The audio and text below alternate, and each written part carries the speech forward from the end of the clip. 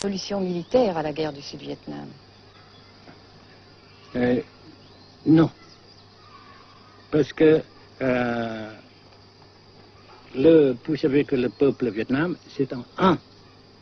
Et le pays du Vietnam, c'est un. Les Américains ont fait une guerre d'agression, comme qui dit, c'est une guerre non déclarée. Et, comme vous savez aussi, vous avez pu lire dans la presse, n'est-ce pas, mondiale, que plus la guerre prolonge, plus les Américains et leurs valets, n'est-ce pas, comment dire ça,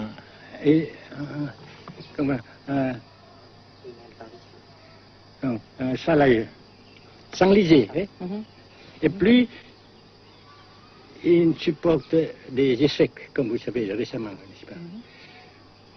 Par conséquent, la guerre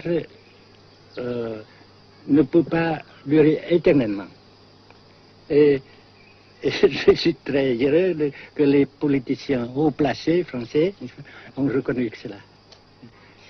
Vous pensez que le général de Gaulle pourrait en quelque sorte, à un certain moment, arbitrer le conflit? Arbitrer, qu'est-ce que vous comprenez par le mot arbitraire? Nous ne sommes pas des équipes de football.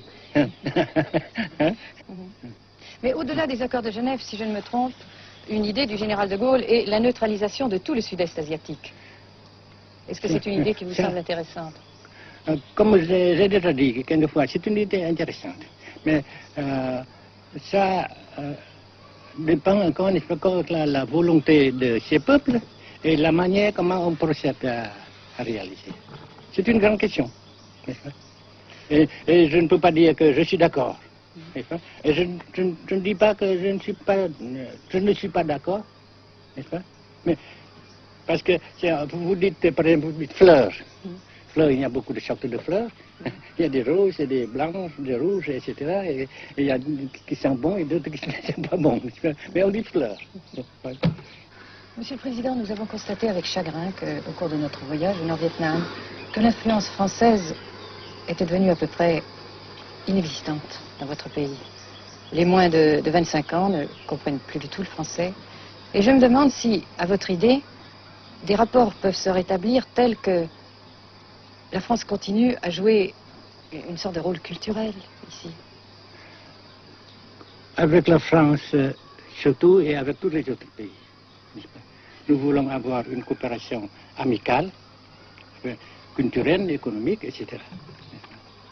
Mais je suis sûr que vous ne voulez pas avoir, n'est-ce pas, que la France ait l'influence qu'elle avait avant. C'est une autre chose. Naturellement, c'est une autre époque. Mais coopération culturelle, économique, qu'est-ce qu'il y a encore, sportive par exemple, oui. etc., n'est-ce pas, nous le désirons. Si la guerre se cristallise au sud et se poursuit encore pendant quelques années, pensez-vous que l'avenir économique du Nord-Vietnam soit viable? Je suis sûr que c'est non seulement viable, mais ça progresse. Parce que vous avez vu vous-même, vous avez constaté vous-même qu'ici, nous travaillons beaucoup, notre peuple travaille beaucoup, avec abnégation, n'est-ce pas, et avec dévouement, avec enthousiasme. Et d'un côté, nous travaillons pour, comment dirais-je, pour principalement, n'est-ce pas, de nos propres forces, de nos propres...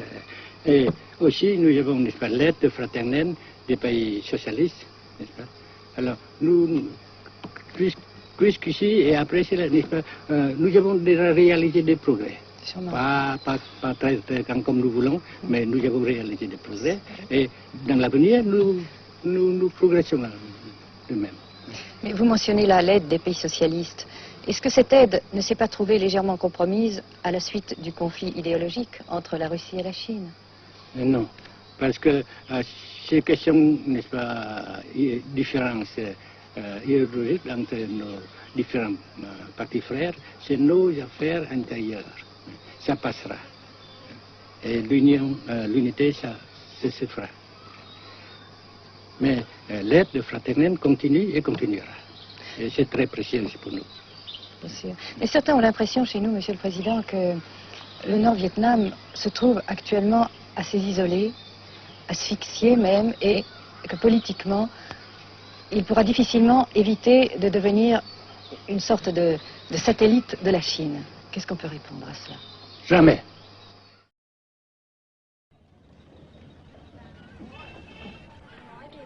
À Hanoï, la vie continue, malgré les alertes, malgré